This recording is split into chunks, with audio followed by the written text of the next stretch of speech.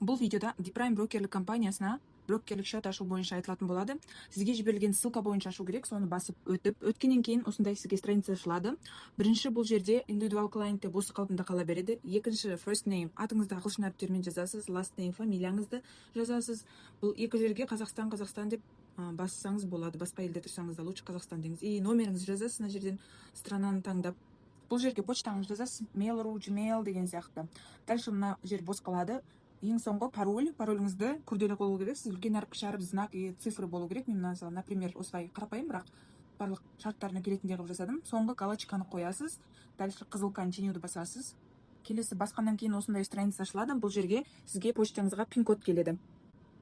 Пин-код сіздің почтаңызда рассылкидің ішінде тұруы мүмкін, входящий ішінде болуы мүмкін. Дұрыстап қараңыз, папкалерді обязательно жіберіледі.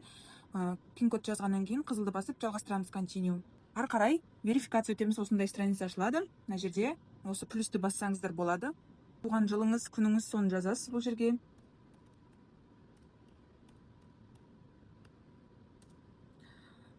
Екінші, мистер, либо мисс. Мен қыз болғанда мисс, еркек болса мистер таңдайды. Мына жерде тұратын жері дейді, мен бар жерге Қазақстан деп жаза беремін. Қала Астана. Көше Алмалы, бірдей салайын жарайды. Қазір просто мысал үшін жасап жатырмын бәрін. Бірінші KYC-дің, яғни верификацияның бірінші қадамы өтілді. Келесіне жерде тағы қызыл тұр, соны басып ары қарай жалғастырамын. Мына жерге галочка қоясыз. Өзіңіздің мына жерде документтің түрін таңдайсыз. Мен бұл жерде паспортты таңдаймын, KYC-ді жалғастыру үшін. Мына жерде фотоға, видеоға түсіруге болады деп тұр. Мен жүктеуді басамын. Паспорт болғандықтан мына жерге алдын жүктеймін. Информацияның бәрін автомат түрде сканировать етіп шығарды. Барлығы дұрыс. Растаймын. Енді Face ID тексеріледі.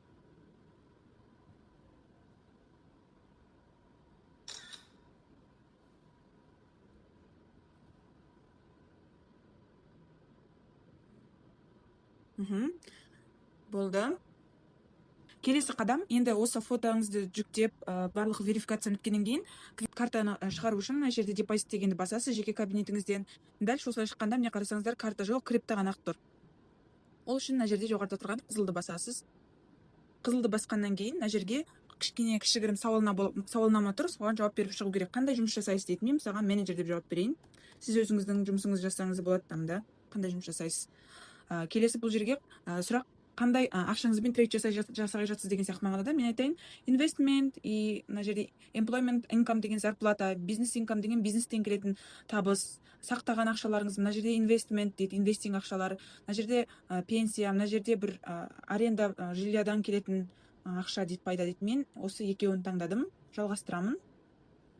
Келесі бұл жерде соңғы қадам, документ жүктеу керексіз. Бұл жерде мына жерде электросети деп тұр, тоқ, коммуналка дейді, бірақ Қазақстанда бізде аты жөн көрсетілмейді. Ендіктен бұны таңдамаймыз. Жүктеуге болатын документ, банк выписка таңдай аласыз, Каспийден, либо басқа банктен алып, немесе келетін бізге жүргізуші көлігін, да, право на вождение, либо жеке меншігіңіздің бар екенін көрсететін мына жерде справка, соны жүктей аласыз, осыны таңдап, либо азер деп не соңғы тұрған, бұл жерге бізде адресная справка, яғни ондай болмағандықтан Каспийден наркологический диспансердің справкасын алып, соны жүктеуге болады. Мен мына жерде банк стейтмент деп осыны таңдайын, соны жүктеймін. Каспийден алып, мына жерге қай банк, Қазақстаннан алынған банк бұл. И осыны басып, документті алып жүктеймін.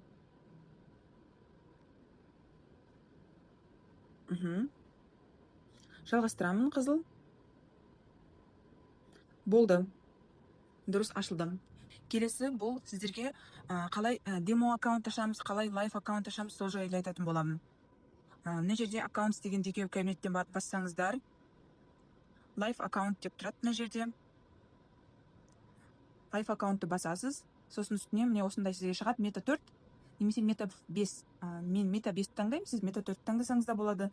Leverage деген бұл кредитное плечо, соны таңдайсыз, бірде 1000-ға дейін бар, мен 1000-ды таңдаймын. Мына жерде USD, жалғастырамын. Подтверждаю. Мына жерде логин паролім шықты. Осыны скриншот жасап сақтап аласыздар. И плюс ең дұрысы бұны копировать етіп заметкеге қойып алған өте жақсы. Почтаңызға да жіберіледі, негізі міне жіберілді деп тұр, бірақ заметкеге да сақтап алыңыздар. Мінекей мына логин, мынау серверіңіздің аты, мына бірінші паспорт дегенді қолданасыздар осы парольді метаға кіру үшін.